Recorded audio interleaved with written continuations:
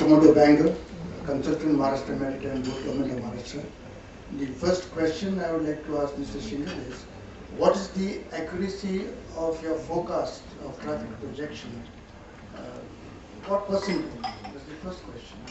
And the second is, having accepted that, whatever it is, the share of the minor ports, that is the non-major ports, is continuously increasing from year to year. And the share is almost 27% as of today. Now, taking that into consideration, what is the accuracy of your traffic projection which you have projected in this year? Can you answer this? First is the accuracy. See, the accuracy will be known only in future. It is not possible for us to know now. We've been doing a lot of forecasts last many years, and actually, to be frank, I'll tell you what has been our forecast and what really has happened in the sector. There are many various research agencies and consultants who have done sector forecasts across various commodities. And when we examine our forecast for last 5 years, as a general, I can tell you the firm's position in that our forecasts have been much more aggressive than any other consultant's forecast. But the surprising thing is the actual numbers have always been more than even our forecast. So they have always been on the higher side. So that shows there's something which is happening at the macroeconomic level, which is even not getting captured at the minute analysis that we do. And India seems to be accelerating on several fronts, which is probably more than what we are able to capture while we look at the things at the ground level. So we feel that our forecast will be quite accurate in the sense, if at all the actual numbers will be higher than what our numbers is. If you look at our track record, we have compared. In fact, part of our brief was to compare our forecast with other consultants and look at how they have. So our forecasts have been much higher than Wright's and some other consulting firms. But I am of personal belief that the actual numbers could be even higher than what our forecasts have been. So if that answers your question.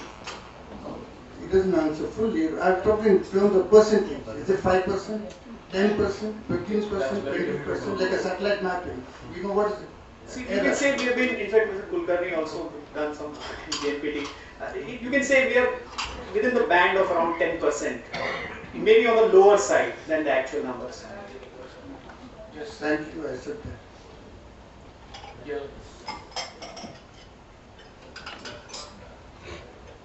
One of you wanted to.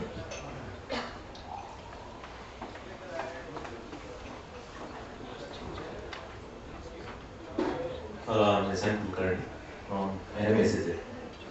A lot of comparison has been done between China's trade growth right from say 1980 till 2005 as on today.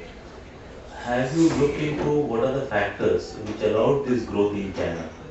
For example, today Schengen itself is probably handling more cargo than the entire country put together. So those factors, whether we have those conducive factors, even that kind of study has been incorporated while forecasting these growths here. If you are referring to the chart which was shown, Yes. those are just benchmark figures. They are not, we have not analyzed it to the depth of it. But it will give you a basic roadmap of what can happen. Okay. Thank you. Probably I would like to add to this. See, China has followed this supply-driven approach where they have gone and created capacities of within port sector, road linkages, much ahead of the cargo demand build-up.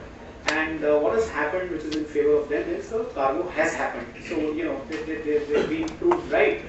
Now, in India, things are much more complex. It's, we're not driven by, the government is not really going ahead and coming out with the complete finances to build up. They're looking at private sector participation. The private sector, of course, is backed up by a bank, which also looks at its repayment of the loan. And the loans are also available at higher interest rates compared to what is there in China. So, our capacity build-up model, though we would like it to be supply-driven, but it cannot be the way it has happened in China. But if you look at telecom sector, our capacity build-up has been extremely high. It is in fact equal to what is happening in China. how we have done it? We have done it by creating a market-based competitive structure of the market where the various private players are adding up capacity. We have the lowest tariffs in the world, and so the idea in the port sector also could be, I mean, this probably my other colleagues will discuss in the regulatory side, that we can have ports, large port companies can be created, which could have multiple berths. Maybe a company, JNPT can invest, it can be corporatized, can invest in other ports, minor port development. There could be large scale, 4 or 5 large players could emerge, which in turn will add up capacity. The balance sheets will be strong enough to withstand the vagaries of the financial investment. So that's what's happened in telecom, and probably we need to do a similar thing, create industry structure which is competitive, which is in private sector, regulated, which is transparent, where the foreign people can come, Indian players can play a role, and then the capacities could get created. So that's what we feel would happen in India and needs to happen, and that's what all of us we are here for. Yeah, Ramesh, Arvind Sagar from Hazira Port. Yeah. Now back on that same slide, the comparison between India and China, we were talking about numbers varying about 20 to 24 million TEU, and we were talking about China at 70 million TEU now. Okay, there is some distortion in these numbers because a lot of transshipment numbers are involved in China, in Indonesia, and other places. So if one either adds up these transshipment numbers or whatever estimates are there, the capacities which are required at various ports in India is much more than what is being projected. Can you comment on that? See, transshipment is a very, it's a cargo which has not been understood by probably people here in India. That's what we've been interacting.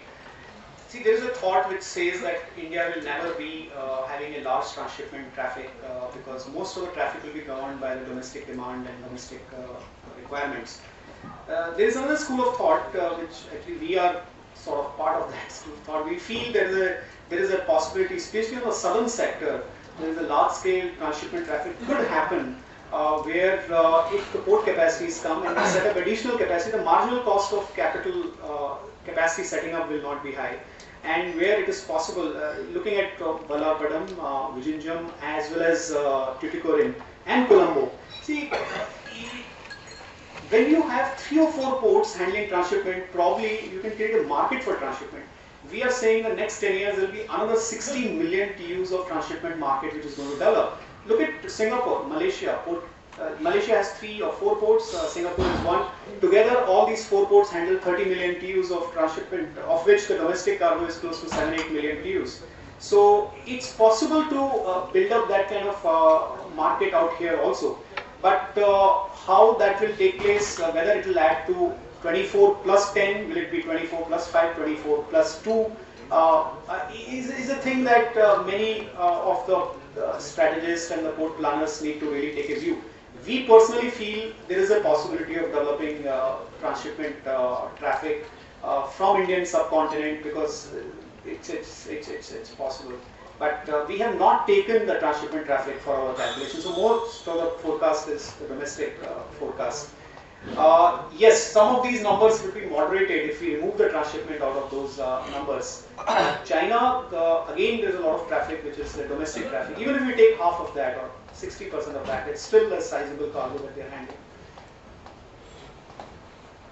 Another question on essentially the role of India's port sector and comparison with other infrastructure sectors such as road or airports. Apparently, the current trend is airports and roads are more glamorous than ports. And looking at the capacity and demand and supply gap, I would expect roughly the numbers or the investment which are required year after year will be in the range of $2 billion a year. How do you expect this kind of money will come in India? I think George will be in a better position to answer this one. Yeah, I didn't want to say that why World Bank is not participating in port projects, but that would be one of the questions in any case.